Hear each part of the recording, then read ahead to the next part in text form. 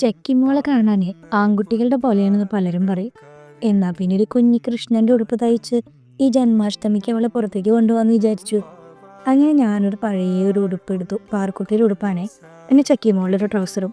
അതങ്ങനെ ഒരു പാൻറ്റിന്റെ രൂപത്തിലേക്കൊക്കെ മടക്കി തയ്ക്കാനുള്ള ഒരു സെറ്റപ്പ് ഒന്നും എനിക്ക് ഇല്ലാത്തതുകൊണ്ട് ഒരു B7000 പശ വെച്ചിട്ട് ഞാനങ്ങ് ഒട്ടിച്ചു. മടക്കി ഒട്ടിച്ചുകൊണ്ട് അതിൻ്റെ എഡ്ജൊന്നും കാണില്ല. പക്ഷേ വെട്ടിയ സമയത്ത് അതിൻ്റെ എഡ്ജ് കാണുന്നുണ്ട്. അതിന് നമുക്ക് പിന്നീട് ഒരു സൂത്രപ്പണി ചെയ്യാം. പിന്നെ ഇത് ഫുൾ ഔട്ട്പുട്ട് നല്ലതായതുകൊണ്ട് മാത്രമാണ് കേട്ടോ ഞാൻ ഈ വീഡിയോ പോസ്റ്റ് ചെയ്യുന്നത്. ഒരു പരീക്ഷണാർത്ഥമാണ്. എനിക്ക് സ്റ്റിച്ചിങ്ങിൻ്റെ ABCD അറിയില്ല. അപ്പോൾ അതുകൊണ്ടാണ് ഈ പശ പരിപാടി നടത്തിയത്.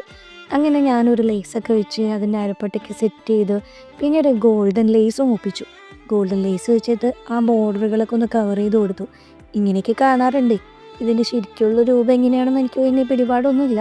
കുറച്ച് യൂട്യൂബ് ചാനലിലൊക്കെ നോക്കിയപ്പോൾ ഇങ്ങനെയൊക്കെ കണ്ടായിരുന്നു. ഇതിൻ്റെ എക്സാക്റ്റ് സംഭവമൊന്നും ഞാൻ കണ്ടുപിടിച്ചിട്ടില്ല. ഫ്രണ്ടിൽ ഒരു ഞൊറി പോലത്തെ റൈറ്റും ഉണ്ടല്ലോ, ഞാനതൊന്നും ആദ്യം പരീക്ഷിച്ച് ശരിയാക്കിയതിന് ശേഷമാണ് രണ്ടാമത് ഒരു പീസ് കൂടി കട്ട് ചെയ്ത് നോക്കുന്നത്. അതങ്ങനെ തേച്ച് ലേസൊക്കെ പിടിപ്പിച്ച് മടക്കി വെച്ചിട്ടുണ്ടെങ്കിൽ നല്ല ഭംഗിയുണ്ട് കാണാൻ. അതങ്ങനെ ഫ്രണ്ടിൽ രണ്ടും ഒട്ടിച്ച് വെക്കാൻ തന്നെയാണ് എൻ്റെ അടുത്ത പ്ലാൻ. അപ്പോൾ ആ ചുവന്ന ലേസിൻ്റെ അടിയിലായിട്ട് ഇത് ഒട്ടിച്ചു കൊടുക്കുകയും ചെയ്തു.